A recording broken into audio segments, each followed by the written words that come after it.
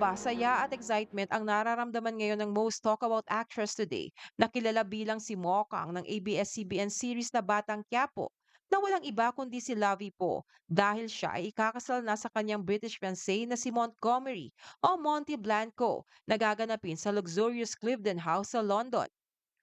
Umaga pa lang ay ipinasilip na ni Lovie ang mala Bridgeton vibes ng kanyang wedding venue at wedding invitation. Anya sa caption, "You give me butterflies."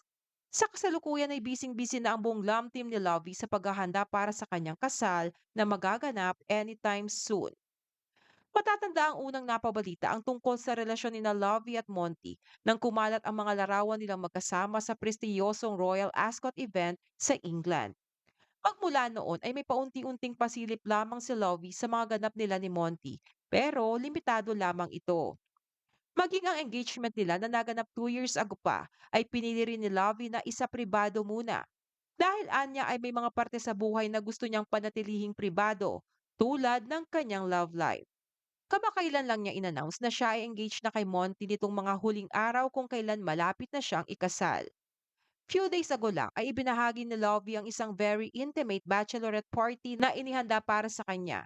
Kaunti lamang sila pero iyon ay mula sa kanyang mga pinakamalalapit at mahal niyang kaibigan. Kwento ni Lovie, "Well, my girls had big plans but my work schedule couldn't permit. Not an out of the country bachelorette nor a big night out. Hangover is real and I now need at least 2 recovery days. LOL. So a 5 p.m. dinner it is. Cause I have the right people around me, it doesn't really matter what we're doing anyway, as long as we're together. My core since babies and counting. Blessed and grateful to have you in my life. Thank you for this." Pero sino nga ba si Monty Blanco, ang lalaking bumihag sa puso ni Lovie? Nag-umpisa ang relasyon ni na Lovie at Monty noong taong 2019.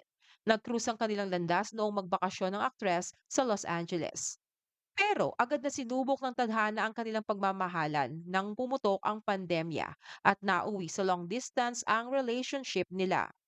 Pero pareho silang naging matatag at pinanindigan ang kanilang relasyon sa kabila ng lahat. Si Monty ay isang executive film producer, kaya hindi rin nalalayo ang line of work nila ni Lavi. Ilan sa mga kilalang naging proyekto niya ay ang The Prince, Heist, Marauders, and Escape Plan 2. Bukod dito ay humahawak rin siya ng executive position sa sariling production company ni Lavi, ang Chez Lavi Productions na nilaunch noong 2022. Pero hindi lang yan, dahil si Monty ay isa ring eksperto sa field ng medical science. Base sa kanyang LinkedIn account, si Monty ay may undergraduate degree sa biomedical science mula sa King's College sa London. Nagtapos rin siya ng Masteral sa Physiological Science sa University of California, Los Angeles at ng kanyang PhD in Molecular, Cellular and Integrative Physiology sa parehong university.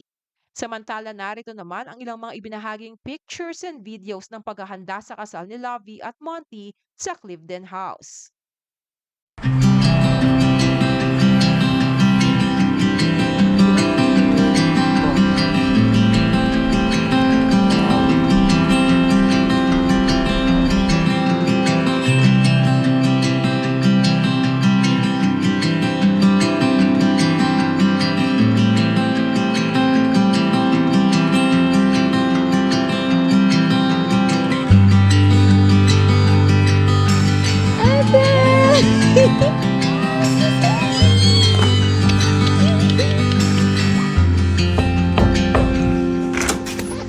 Welcome to your room, bridesmaid Adrian.